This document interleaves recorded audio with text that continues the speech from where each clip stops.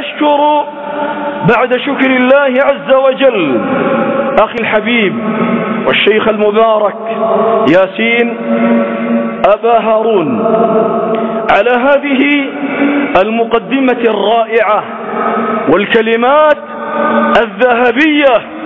وهكذا يا عباد الله هم دعاة أهل السنة في كل مكان وفي كل زمان كالغيث أينما هطل نفع بإذن الله.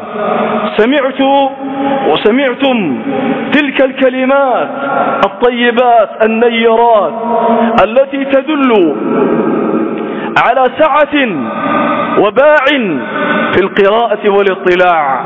حفظه الله وبارك فيه ونفع به وجعله مفتاحا للخير مغلاقا للشر مع إخوانه في هذه القرية الطيبة المباركة.